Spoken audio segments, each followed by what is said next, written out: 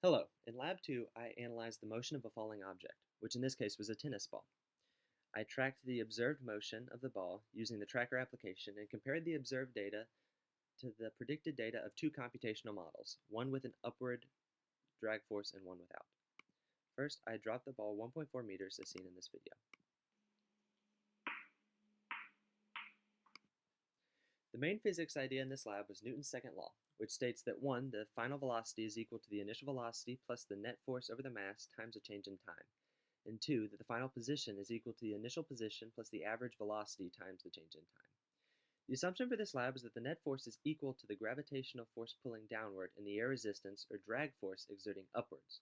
The weight force W is equal to mass times the gravitational constant, G, which is equal to 9.8 meters per second squared on Earth. The drag force, Fd, is equal to negative velocity times a constant b, which I'll show how to get later. The computational model with the drag force matched the observed model fairly well, while the model without drag force did not. In addition, I found that the terminal velocity was exhibited in both models, as the forces of gravity and air resistance seemed to balance out. So here's some initial conditions for the experiment. The mass of the ball was 58 grams, the height of the drop was 1.4 meters, the initial position was 0.002 meters, the initial velocity was 0 meters per second, and the final position was negative 1.389 meters, in the y direction moving downward. The time span of the lab was 0.567 seconds, and the drag force constant B was 0.016. Here's the video of the tracker data.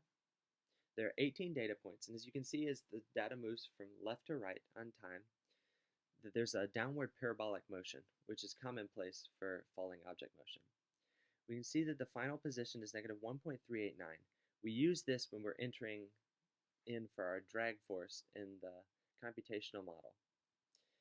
We kind of guess and check around to enter numbers that would create a final position that's similar to the negative 1.389 in the observed data experiment.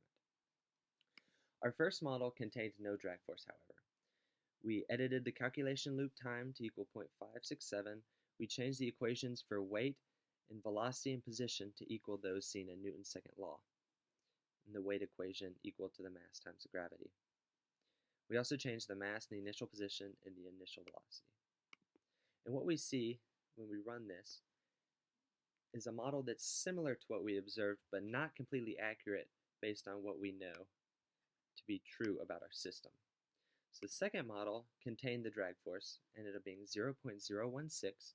We enter that in addition to the drag force equation mentioned previously. You run that, we see the drag force is the top arrow moving upwards, and it gets stronger through time as the velocity increases. When we compare the models to the experiment, we see some similarities in the shape. However, the experiment and model position with the drag force are much closer than the model without the drag force. This is because the drag force is responsible for pushing upwards. So without the drag force, the position is going to decrease much more rapidly, which is what we see with the model position without the drag force. We can also observe, if we zoom in a little bit, that a straight linear line is seen in all three data sets.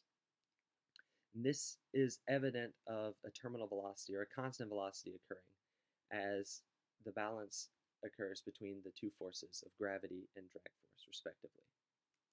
So in a follow-up experiment, we looked at the velocity versus time graph for a model with drag and an initial velocity of negative 5 to simulate a ball being thrown downward, and the model with a drag force and an initial velocity of 0, which we observed previously.